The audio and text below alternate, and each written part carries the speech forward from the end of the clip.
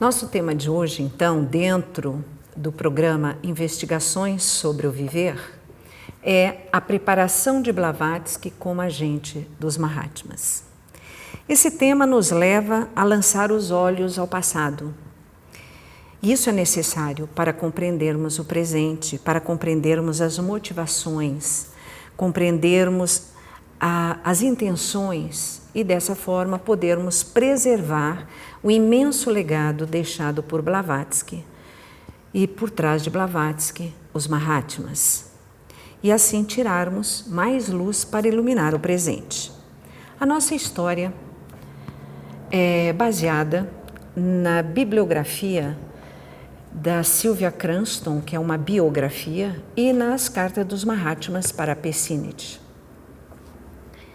Os 2 volumes. Então, no nosso título está a preparação de Blavatsky como agente dos Mahatmas. O que nós temos efetivamente de dados concretos para concluir que Blavatsky era um agente dos mestres? Temos então a carta 45 do Mahatma Morya, onde ele diz: olhando ao redor, encontramos na América o homem para ser o líder, um homem de grande coragem moral, altruísta e possuidor de outras boas qualidades. Ele estava longe de ser o melhor, mas, como o Sr. Hume diz no caso de HPB, era o melhor disponível. A ele associamos uma mulher que possuía dons extremamente excepcionais e maravilhosos. Vale o destaque que, para ser agente dos mestres, eram necessários esses dons, poderes psíquicos e também qualidades morais. Junto a esses dons havia certos defeitos pessoais, mas sendo ela como era, não havia ninguém comparável a ela que estivesse vivo e apto para o trabalho. Também destacamos aqui essa última frase: não havia ninguém que estivesse vivo. Haviam vários que seriam teosofistas posteriormente que estavam vivos. Mas não era possível preparar, e a gente vai entender um pouquinho mais adiante, essas pessoas não tinham esses dons e não era possível preparar esses dons para o trabalho. E a gente vai ver um pouco mais adiante. O Mahatma Kutumi também, logo na carta 2, ele diz: mas por mais imperfeita que seja a nossa gente, visível. Então aqui a palavra específica, agente.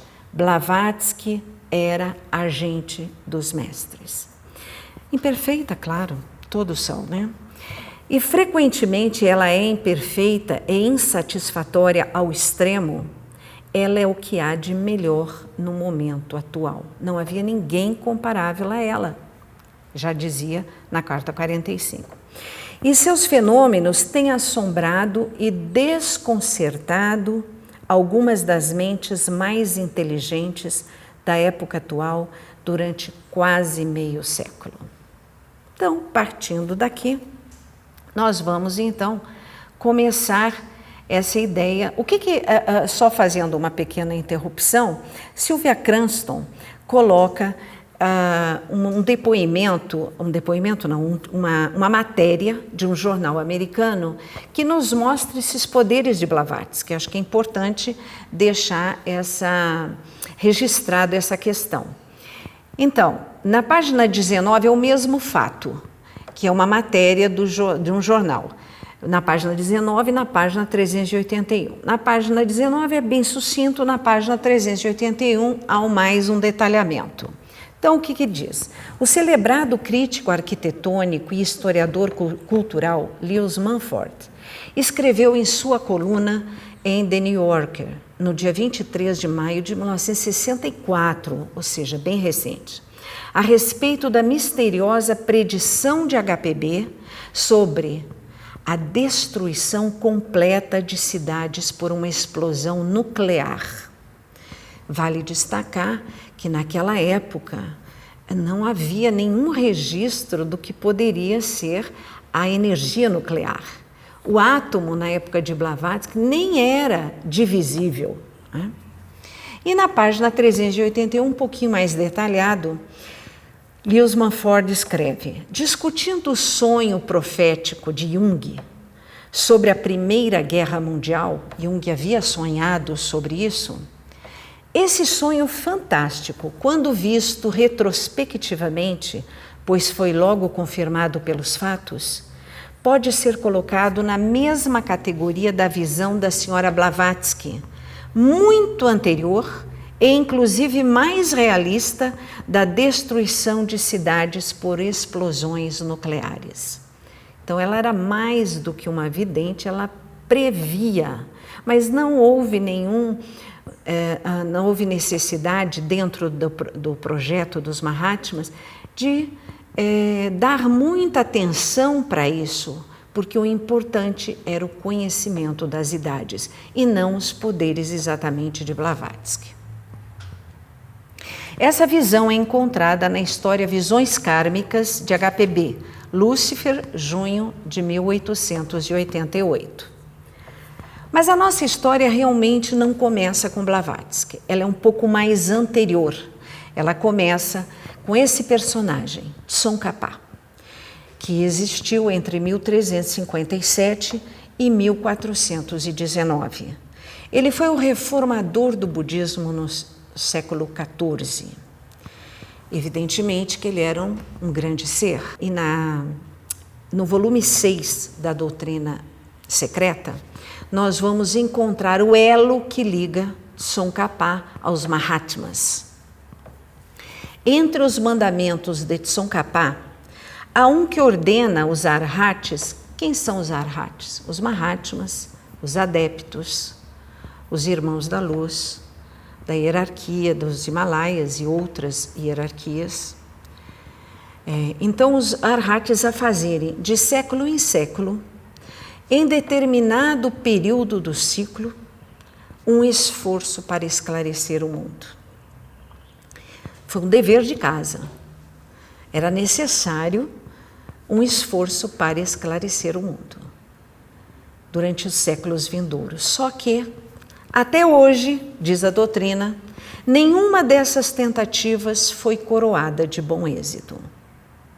Então, isso foi lá no século XIV e se passaram tempos e séculos e nada dava certo.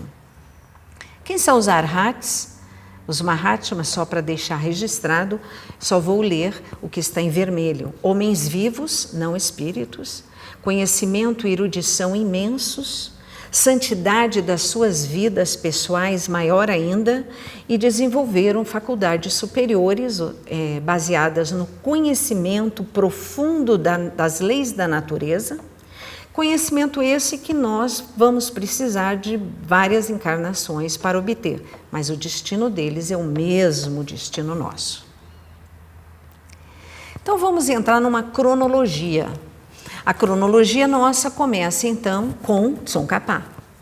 Nos séculos seguintes, fracasso, fracasso, fracasso.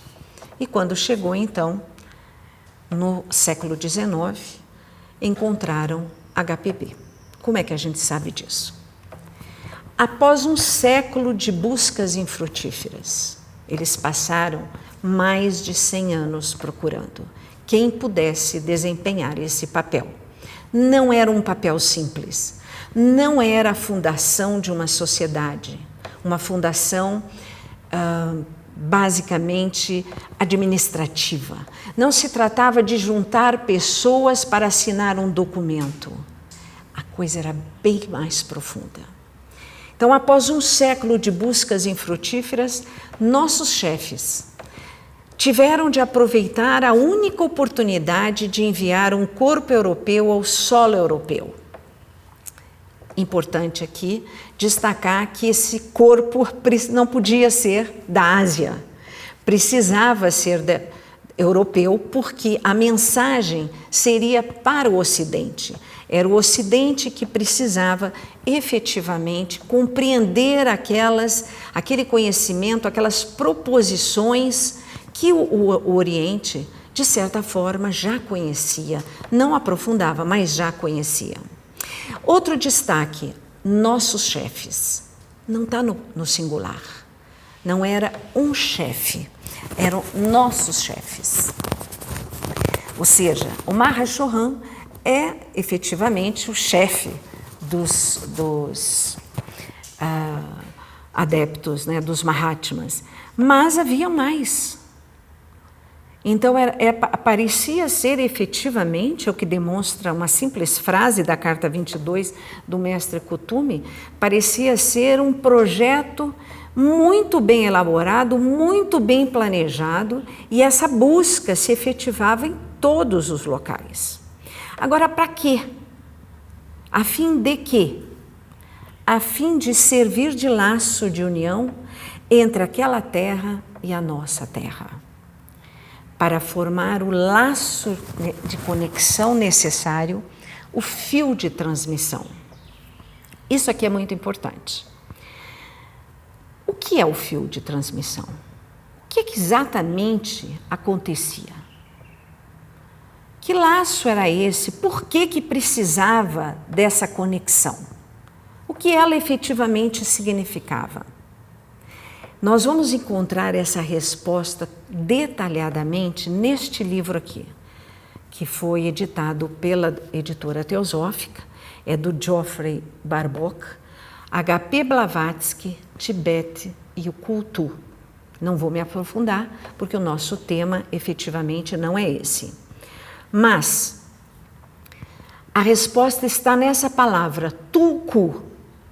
É aí que será explicado que papel foi esse?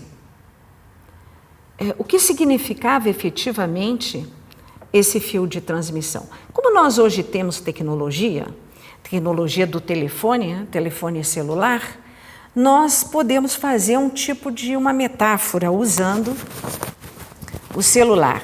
O tulku era como se fosse uma linha onde eu coloco no viva voz. Mas isso é uma metáfora pobre, apesar da tecnologia alta. Enfim, então, continuando a nossa cronologia. O próximo passo, então, é o nascimento da Blavatsky. Ela nasce em 1831, na cidade de Ekaterinoslav, que pertencia ao Império Russo. Hoje tem outro nome e está no território da Ucrânia. Era filha de Pedro von Hahn e de Helena Andreevna, que era filha de uma princesa de sobrenome Fadaev. E sua mãe era uma renomada romancista que morreu bastante jovem, morreu aos 28 anos. Então a sua avó, a princesa, precisou supervisionar a educação de Helena, que era dotada desde a infância de notáveis poderes psíquicos e uma criança muito diferente. O momento seguinte que nós vamos identificar na vida dela vai ser perto de 1849. Porque Helena, ela era uma criança muito diferente. E conta a sua biógrafa, Sylvia Cranston, que ela era muito curiosa e levava basicamente uma vida paralela. Aos 15 anos, ela já havia lido toda a biblioteca mística de seu avô. Só que tinha um probleminha. Nascer mulher, naquela época, era realmente uma coisa desesperadora, porque eram destinada às mulheres um papel extremamente cheio de restrições. Então, como é que Blavatsky ia sair dessa? Ela ansiava por liberdade, ela ansiava por viajar, por estudar, por pesquisar, e isso era efetivamente inviável. Então, de repente, aos 17 anos, ela anuncia que vai se casar. Sua biógrafa conta uma história, biógrafa Sylvia Cranston, conta uma história assim de uma teimosia, um dia, e aí tem uma história envolvendo isso.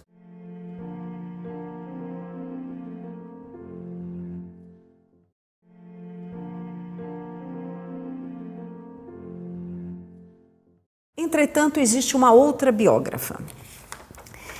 Essa biógrafa é de Helena, chama-se Helena Fyodorovna Pisarev. Ela escreveu somente para o público russo. E nesse esboço que Helena Pisarev faz, a história do casamento não coincide com a história oficial. Helena não foi uma moça teimosa que se casou para responder a um desafio. Ela não estava desafiando. O casamento parecia ser parte de um acordo, de um plano para dar a Helena a liberdade que ela precisava. Ela se casou com um homem bem mais velho, que na verdade nos parâmetros de hoje não é tão mais velho, 40 anos.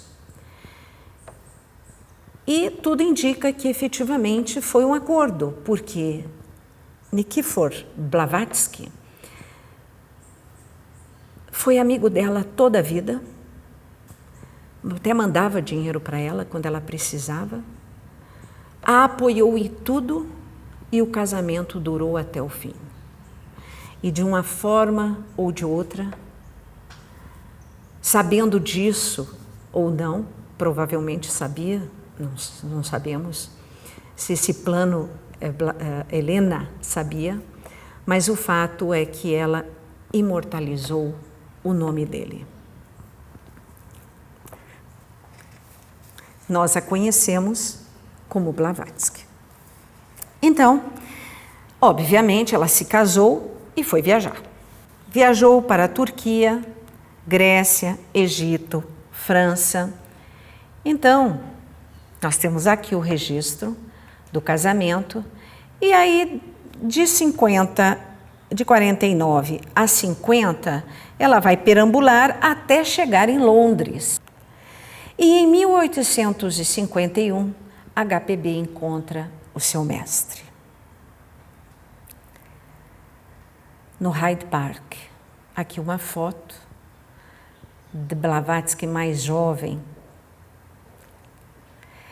Então, como é relatado o encontro com seu mestre por Sylvia Cranston? HPB estava caminhando um dia quando, para sua surpresa, viu um hindu muito alto na rua junto com alguns príncipes indianos. Ela o reconheceu imediatamente. Seu primeiro impulso foi correr para falar com ele, mas o mestre fez um sinal para que ela não se movesse. E ela permaneceu imóvel, fascinada, enquanto ele passava. No dia seguinte, ela foi passear no Hyde Park, para poder estar sozinha e livre para pensar sobre a sua aventura extraordinária. Olhando para o alto, ela viu a mesma figura, mesma forma, aproximando-se dela. E então o seu mestre se apresentou, contou a ela o que tinha vindo a Londres com os príncipes indianos numa importante missão e estava desejoso de conhecê-la pessoalmente, pois queria sua cooperação num trabalho que ele estava prestes a começar e cuja natureza ele descreveu naquele momento, e também pediu para preparar-se para essa tarefa importante. Ela teria de ficar 3 anos no Tibete, mas ela teria que se virar para entrar no Tibete. Então, nossa cronologia fecha aqui o período de preparação. Então, Blavatsky será preparada de 2 formas. Através de viagens de capacitação pelo mundo, que durou de 51 a 73, e no meio nós vamos ver que num determinado momento ela consegue entrar no Tibete. Tentou uma vez, não conseguiu, tentou a segunda vez e conseguiu. Então aqui a gente vê um mapa das viagens de Blavatsky. Em vermelho estão os locais em que ela esteve antes da fundação da sociedade, ou seja, durante a sua preparação. E em amarelo estão as viagens posteriores, que são as viagens de implementação do trabalho, posteriores não à fundação, desculpe, mas posteriores à ida ao Tibete. Então tem uma mescla aqui. E em azul nós vamos ver Londres, que desempenha um papel importante, né? Já começou a desempenhar com o encontro de Blavatsky com seu mestre em 1851. Então, em 1852, ela embarca para o Canadá, perto do final do ano. Aqui tem uma longa cronologia, que é de Sylvia Cranston. Eu vou repassar rapidamente essa cronologia.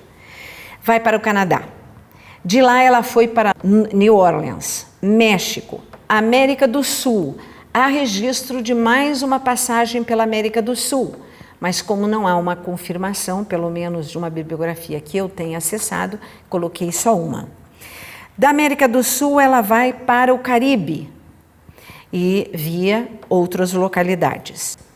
É importante dizer o seguinte: essa quantidade toda de viagens que se deu nesse período de 24 anos, não foi para ela passear, nem só para conhecer o lugar. Ela tinha como objetivo pesquisar. Os mestres a mandavam viver entre tribos, entre um povo X, um povo Y, para que ela aprendesse e identificasse determinados rastros que seriam importantes para o trabalho dela. Então ela não ia para hotéis 5 estrelas, não ia. Outro ponto importante é que naquela época não tinha avião. Isso é muito significativo. O transporte era marítimo, às vezes, e em terra era até carro de boi. Então essa não é uma preparação simples, né? Dentro dos nossos parâmetros de normalidade. Em 1853 ela vai para o Tibete tentar entrar, mas ela não teve êxito e retorna para a Inglaterra. Em 1854 ela volta aos Estados Unidos e vai atravessar as Montanhas Rochosas com uma caravana de imigrantes. É possível que tenha visitado de novo a América do Sul. Essa é uma dúvida que ela coloca, Sylvia Cranston. Em 1855, ela partiu para a Índia, via Japão. Em 1856, ela vai para a Europa e permanece na França e na Alemanha. Retorna para a Rússia, chegando a Pskov na noite de Natal de 1858. Em 1860, ela vai para o Cáucaso, onde viaja entre as tribos nativas, lá permanecendo até 1865. Aliás, 1864 e 1865. Passa um ano. E nesse período de um ano, ela vai passar por severas crises físicas e psíquicas, e é nesse período em que ela toma o controle completo de seus poderes ocultos. Em 1866, ela parte novamente para a Rússia e viaja por vários lugares dos Balcãs, Egito, Síria, Itália. É na Itália, em 1867, que ela faz uma pequena visita ao sul da Rússia, volta para a Itália e participa da Batalha de Mentana em 3 de novembro de 1867, quando ela foi ferida, foi baleada. Em 1868, ela retorna para a Índia e desta vez ela consegue entrar para o Tibete, porque havia uma dificuldade de acesso, de entrar na fronteira da Índia com o Tibete. Dificuldade que existe até hoje, né? Em 1800, então ela passa 3 anos. E já vamos situar dentro da nossa cronologia, vamos situar esses 3 anos de Blavatsky. Então aqui está a preparação, já basicamente estamos esgotando 1873. Aqui então nós temos Blavatsky no Tibete para treinamento oculto entre 68 e 70. E é na carta 22 que há uma confirmação, isso para a gente fugir do depoimento de uma biógrafa apenas, né? Então o mestre Kuthumi diz, esse estado dela está intimamente vinculado com seu treinamento oculto no Tibete. Que estado? Ela era uma pessoa temperamental. Sinit e Hume reclamavam dela para o mestre. E logo em seguida, logo carta 22 é logo no começo. E então ele vai explicar por que ela era assim. Porque ela estava em treinamento oculto no Tibete. E se deve ao fato dela ter sido enviada ao mundo sozinha, com o objetivo de preparar gradualmente o caminho para os outros. E nesse processo, ela deixa lá, no Tibete, é a continuação dessa carta, um dos seus princípios. Esse princípio deixado lá é o meio de se estabelecer esse tal de fio de conexão, esse laço que entre as duas terras. Então, em 1872, um pouquinho antes de terminar esse período, ela vai para o Cairo, Síria, Palestina, Líbano, retorna para Odessa. E em 1873, já fechando, vai para Paris. E é nesse ano, 1873, que ela recebe o aviso de seu mestre, aliás, ou melhor, as ordens de seu mestre para ir para Nova York. Então ela se desloca, onde ela desembarca no dia 7 de julho em Nova York. E em 1874, que é o nosso ano, o ano seguinte, né, ela recebe orientação do mestre para ir a uma fazenda onde estavam acontecendo fenômenos mediúnicos. Onde está esse texto? Ainda na carta 22. Nós enviamos para a América, fizemos com que se conhecessem. Quem que ela iria conhecer? Ora, o coronel Olcott, que ela conhece então em outubro de 1874, nessa fazenda em Vermont. Então, não vamos entrar nessa história, quem quiser mais detalhes, é belíssima essa história e está contada no livro História da Sociedade Teosófica, também uma obra da editora Teosófica. Em 1875 chega o ano básico, né? Em maio, diz o coronel Olcott, nas suas folhas de um velho diário, em maio ele diz, não havia o menor indício de que nós iríamos fundar uma instituição, o menor indício. Mas, de junho para julho, não temos exatamente a data certa dessas ordens. Essas ordens vieram, estão relatadas por Blavatsky. Ordens recebidas da Índia mandam estabelecer uma sociedade filosófico-religiosa e escolher um nome para ela. E também escolher Olcott. Então, o nome, Teosofia, Sociedade Teosófica, era livre a escolha. O nome, tecnicamente, não importava tanto. Então, no dia 8 de setembro, houve uma palestra. Essa palestra seria proferida por um rapaz lá que estava interessado nos fenômenos psíquicos, era um pesquisador. E esse rapaz, então, juntou-se umas 15, 20 pessoas dentro da sala para assistir essa palestra. Isso era 8 de setembro de 1875. E alguém então falou, a gente até imagina quem, mas alguém falou, vamos fazer uma instituição para que a gente possa dar continuidade a essas pesquisas psíquicas? Vamos! Então, imediatamente, eles pegaram uma folha de papel e juntaram 17 assinaturas de pessoas alheias. Pessoas que estavam numa palestra e que acharam lindo aquele negócio. E aí, por isso não se comemora no dia 8 de setembro, porque esse estatuto, essa formalidade, só ocorreria no dia 17 de novembro, que então é a data em que nós comemoramos a fundação da Sociedade Teosófica.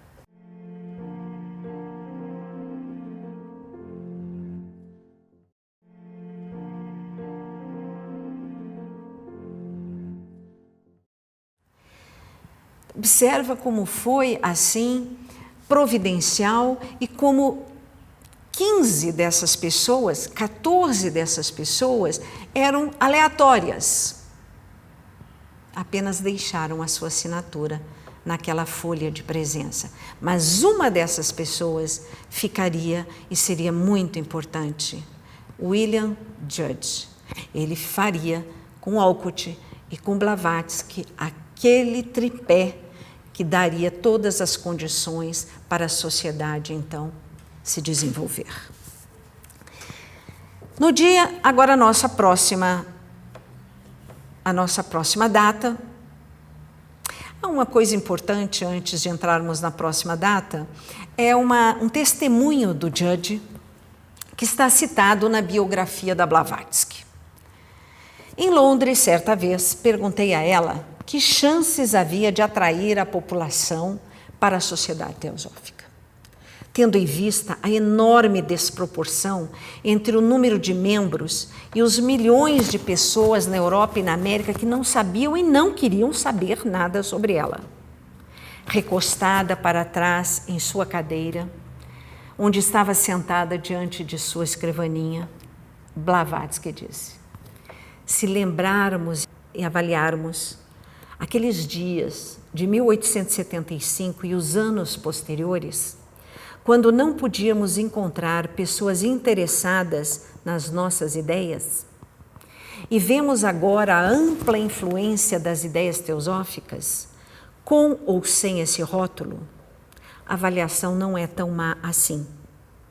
Nós não estamos trabalhando apenas para que as pessoas se chamem teosofistas, mas para que as doutrinas que nós amamos possam influenciar e servir de fermento para toda a mente deste século. Então, a nossa próxima data aqui é 1877, quando Blavatsky publica a primeira obra, Isis sem Véu. Até esse período, os textos de Blavatsky, de Alcott e de Judge eram passados, veiculados nos jornais. Quando, então, a primeira obra, em 77, 2 anos depois, veio, então, Isis sem Véu. E foi um sucesso imediato, muito sucesso. Foi tal o sucesso, que o editor ficou tão fascinado com a história que pediu a Blavatsky que escrevesse um pouco mais, que ele faria uma edição especial em capa dura, com tiragem limitada, apenas de 100 cópias, e que ele cobraria $100 por cada livro. e daria de adiantamento a Blavatsky a quantia de $5.000, que era extremamente, providencial, porque Blavatsky vivia sem, ela não tinha como se manter, né? E Blavatsky, então, conta Olcott, Blavatsky, então, não aceitou. E por que ela não aceitou? Esse porquê também é muito importante. É o testemunho de Olcott. Ela não tinha permissão, naquele momento, para divulgar mais nenhum dos segredos arcanos, além dos que já tinha feito em Isis. Então, observem como ela vem sendo orientada e autorizada no quantum que era soltado do conhecimento oculto. Então, naquele momento, Isis sem véu era tudo que se podia falar. Essa permissão, esse quantum de conhecimento se ampliaria, mas precisava de que uma obra com menos informações testasse o público. E o público testou, reagiu favoravelmente, tanto que 11 anos depois sai a obra magna com um pouco mais de informações. Então, continuando aqui, 78, logo um ano depois, ela torna-se cidadã norte-americana e vai para a Índia. Ela torna-se cidadã e vai para a Índia. No dia 17 de dezembro, já no final do ano, estabelecendo-se em Bombaim. Em 1879, há uma outra importante informação aqui, que está na carta 48 e que também corrobora a informação de Sylvia Cranston e o testemunho do Olcott. A velha senhora é acusada de falsidade e de inexatidão em suas afirmações. Ela está proibida de dizer o que sabe. Como assim, né? A gente se pergunta, mas por quê? Mas isso é normal. Observa que uma pessoa, um professor, para dar aula para a 6ª série, ele precisa ser formado em pedagogia. Mas ele não pode pegar tudo que ele sabe de pedagogia e colocar naquela turma de 6ª série. Não, tem um currículo que aquelas pessoinhas ali, pequenininhas, e que já passaram até a 5ª série, já amadureceram alguma coisa. Então, esses meninos podem ter aquele quantum de conhecimento pedagógico. Então, aqui era a mesma coisa. Ela já estava formada e era um tulku. Já estava formada, mas ela tinha que dar apenas o que os mestres autorizavam. Essa é o testemunho, o depoimento do mestre Moria para corroborar Olcott e Sylvia Cranston. Ela está proibida de dizer o que sabe e você pode cortá-la em pedaços que ela não dirá nada. Então, em 79, na Índia, estabelecida em Bombaim, Blavatsky vai fundar uma revista, The Theosophist, que existe até hoje. Tá? E essa revista foi fundamental para o crescimento do trabalho teosófico. Mas antes, vamos estabelecer as cartas dos Mahatmas, quando que elas foram escritas. Então, só para nos situar dentro dessa cronologia. Então, foram escritas entre 1880 e 1886. E Blavatsky, em relação às cartas, tinha, como era de se prever, um papel fundamental, que é explicado na carta 15. Explicado não, ele vai citar isso. Se ela viesse a morrer hoje, e ela estava muito doente, ela sempre foi muito doente, e ela está realmente doente, você não receberia mais do que 2, no máximo 3 cartas de mim, através de Damodar ou Olcott, ou através de intermediários de emergência já estabelecidos. E então, aquele reservatório de força, estando exaurido, a nossa despedida será final. Então, aqui parece que além do fio de conexão, ela tinha um outro papel, reservatório de força. É como se ela fosse uma usina de retransmissão, uma usina que transforma a alta tensão numa baixa tensão, algo parecido. E sem ela não era possível o recebimento de cartas. Isso era um recado para o próprio Sinnett. Então, enquanto ela estivesse viva, nós podemos concluir que as cartas que vários receberam, não apenas Sinnett, o Alcott recebeu, o William Judge também recebeu, ou seja, são vários. Então, esse é um período em que nós podemos dizer com certeza de que as cartas são viáveis, corretas. Após a morte de Blavatsky, como ele diz, as cartas não viriam.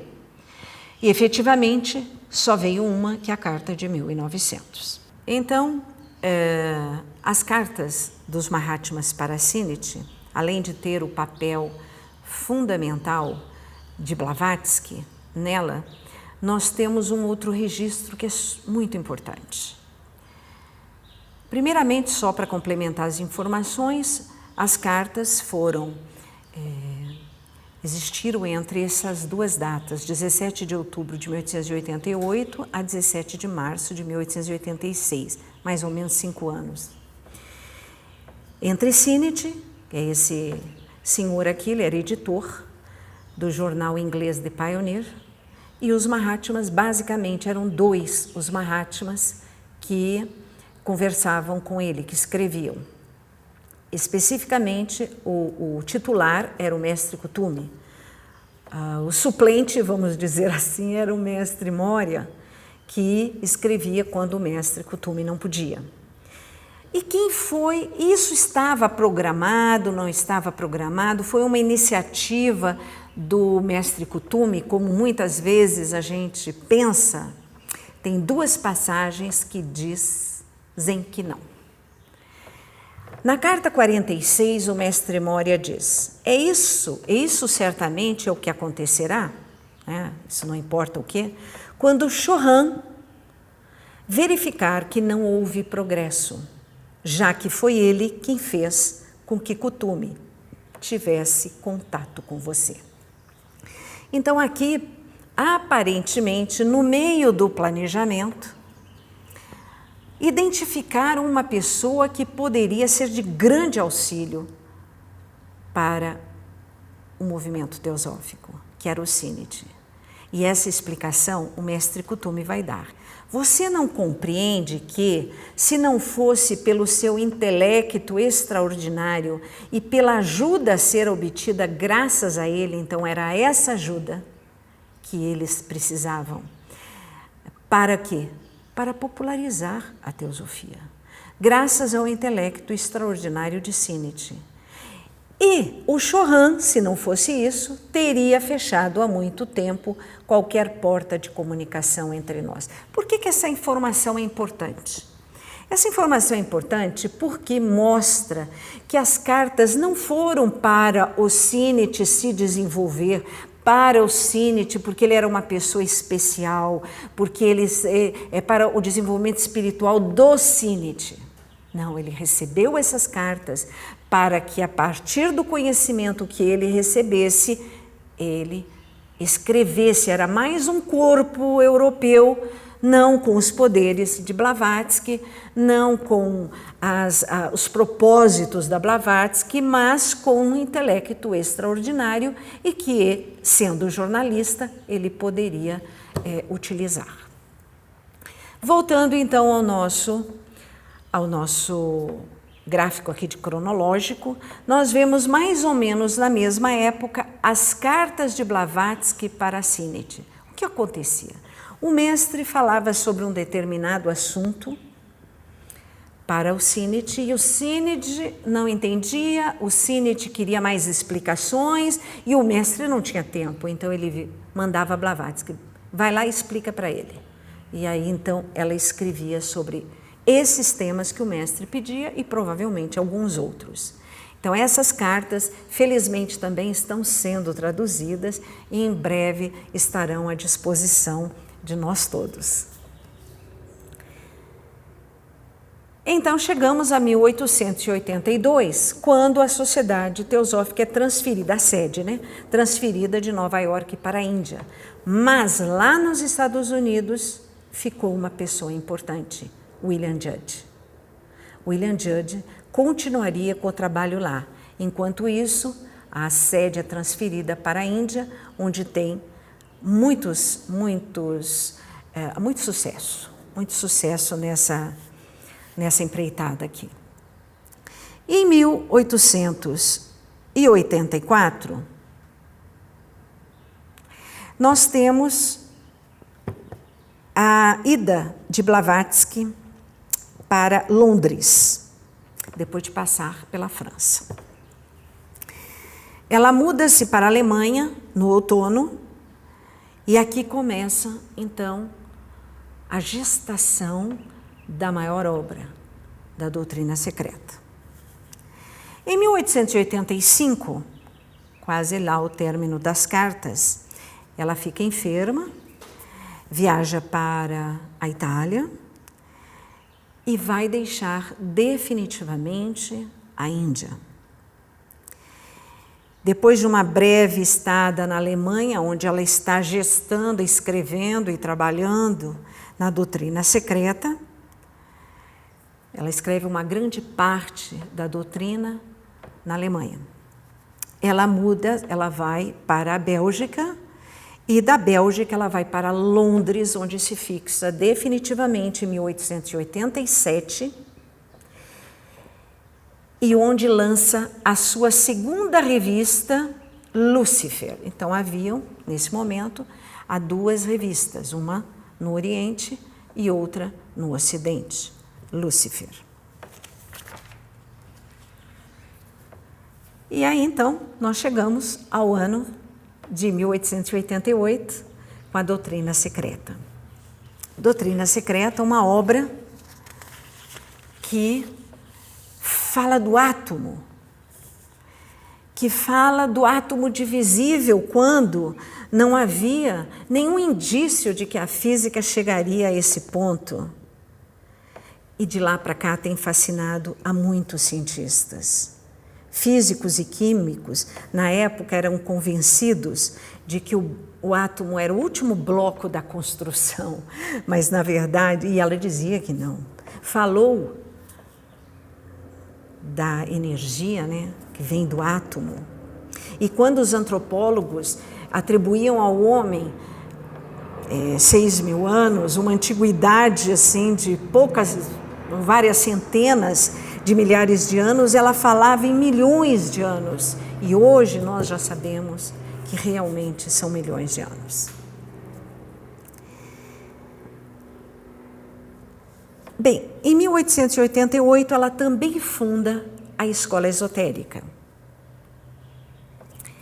E na Doutrina Secreta há uma passagem que vale a pena, que é novamente aquela questão do quantum de conhecimento que foi autorizado a publicar.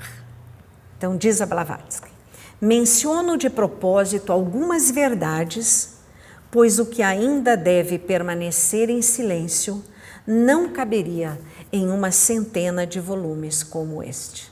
Isso está no volume 1 da Doutrina Secreta. Em 1889, Blavatsky publica A Chave para a Teosofia e A Voz do Silêncio. E em 1891, ela morre. É cremada também no lugar de seu falecimento, que foi Londres. E aí nós retornamos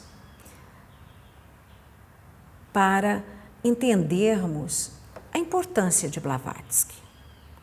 No jornal The New York Sun, de 26 de setembro de 1892, o repórter, o autor, diz o seguinte: Uma mulher que, por uma razão ou outra, manteve o mundo, inicialmente o seu pequeno mundo infantil, e mais tarde os 2 hemisférios do planeta, falando a respeito dela, discutindo sobre ela, defendendo ou atacando seu caráter e suas motivações, juntando-se à sua atividade ou a ela se opondo vigorosamente, e que tem sua morte noticiada ao longo dos 2 continentes, como se fosse um imperador.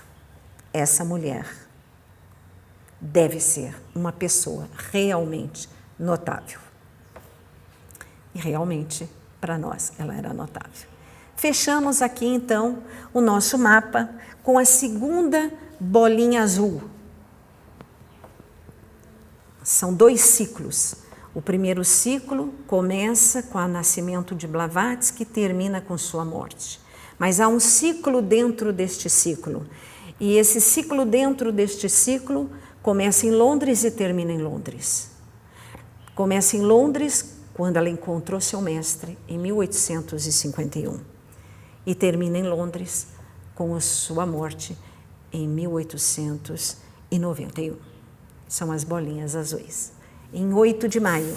E é por isso que nós comemoramos, no dia 8 de maio, o dia do Lótus Branco.